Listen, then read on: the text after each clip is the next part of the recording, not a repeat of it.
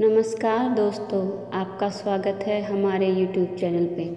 आज हम इस वीडियो में कजरी तीज, सातोड़ी तीज की लोकप्रिय कथाएं लेकर आए हैं। इस मौसम में तीज व्रत के मनाने का अवसर चल रहा है। 3 तीजें आती हैं। सुहागिनों का सौंधा सा पर्व सातोड़ी तीज रक्षाबंधन पर्व के तीसरे दिन आता है। हरियाली तीज, सातोड़ी तीज, हरतालिका तीज धूमधाम से मनाई जाती है।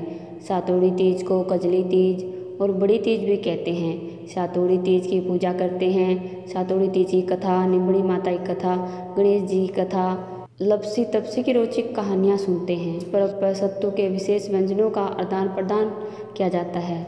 चलिए सुनते हैं आज की पहली कथा।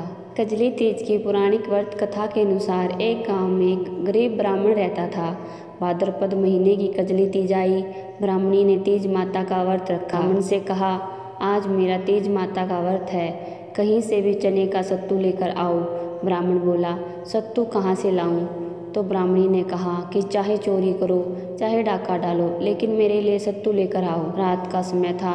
ब्राह्मण घर से निकला और साहूकार की दुकान में घुस गया। उसने वहाँ पर चने की दाल ली, घी, शक्कर लेकर 1.25 किलो तोलकर सत्तू बना लिया और जाने लगा। आवाज़ सुनकर दुकान के नौकर जाग गए और चोर चोर चिल्लाने लगे। साहूकार आया और ब्राह्मण को पकड़ लिया।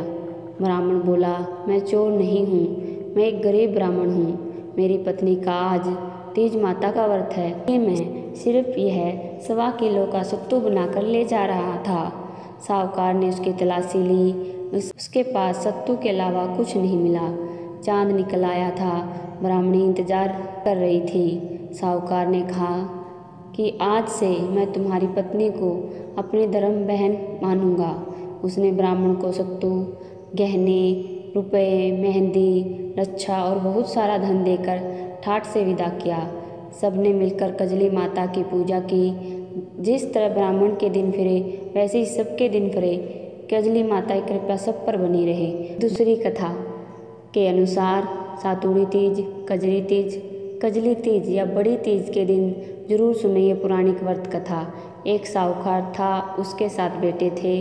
उसका सबसे छोटा बेटा अपाहिज था। वह रोजाना एक वेश्या के पास जाता था। उसकी पत्नी बहुत पतिव्रता थी, खुद उसे कंधे पर बैठाकर वेश्या के यहाँ ले जाती थी। बहुत गरीब थी, जेठानियों के पास काम करके अपना गुजारा करती थी। भाद्रपद के महीने में कजली तीज के दिन सभी ने तीज माता के व्रत की पूजा के लिए सत्तू बनाए। छोटी बहू गरीब थी, उसकी सास ने उसके लिए भी एक सत्तू का छोटा पिंडा बनाया। शाम को पूजा करके जैसे ही वो सत्तू पासने लगी, उसका पति बोला, मुझे वेश्या के यहाँ छोड़कर आ। हर दिन की तरह उस दिन भी वह पति को कंधे बैठाकर छोड़ने गई, लेकिन वो बोलना भूल गया, तुम जाओ। वह बाहर ही इसका इंतजार करने लगी। इतने में जोर से वर्षा आने लगी और बरसाती नदी में पानी बहने लगा। कुछ देर बाद नदी से आवाज़ आई, आओ तारी, जाओ तारी, दोनों खोल के पिया प्यारी होए। आवाज़ सुनकर उसने नदी की तरफ देखा तो दूध का दोना नदी में तैरता हुआ आता दिखाई दिया। उसने दोना उठाया और 7 बार उसे पीकर दोने के 4 टुकड़े किए और चारों दिशाओं में फेंक दिए। उधर तीज माता की कृपा से वेश्या अपना सारा धन उसके पति को वापस दे सदा के लिए वहाँ से चली गई। पति ने सारा धन लेकर घर आकर पत्नी को आवाज़ दी, दरवाज़ा खोलो। तो उसकी पत्नी ने कहा, मैं दरवाज़ा नहीं खोलूँगी। तब उसने कहा कि मैं अब वापस नहीं जाऊँगा, दोनों मिलकर सत्तू पासेंगे। लेकिन उसकी पत्नी को विश्वास नहीं हुआ। उसने कहा, मुझे वचन दो, वापस वेश्या के पास नहीं जाओगे।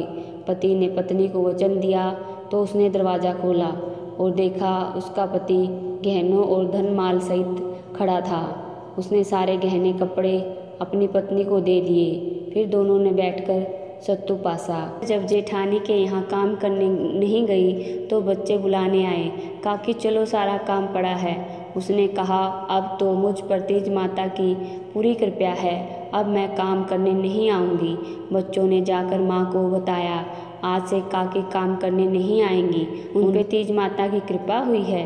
वह नए नए कपड़े गहने पहनकर बैठी हैं और काका जी भी घर पर बैठे हैं। सभी लोग बहुत खुश हैं। हे तीज माता, जैसे आप उस पर प्रसन्न हुई वैसे ही सब पर प्रसन्न होना, सबके दूर करना। इस कथा को सुनने वालों को, कहने वाले और हुंकारा भरने वाले सबकी मनोकामना पूर्ण करना। कजरी तीज की एक और पुरानी कथा के अनुसार हर वर्त कथा के साथ पढ़ी और सुनी जाती है। यह एक पौराणिक लोक कथा है।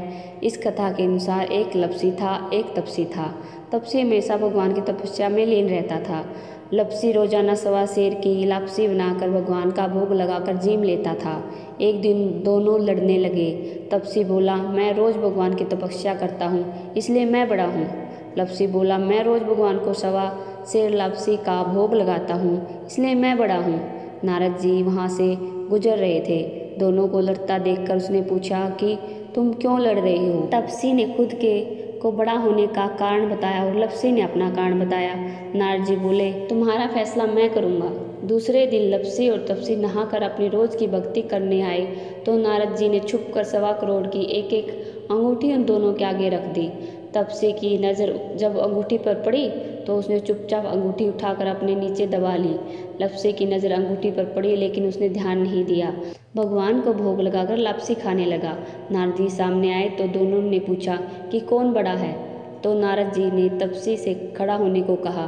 वो खड़ा हुआ तो उसके नीचे दबी अंगूठी दिखाई पड़ी।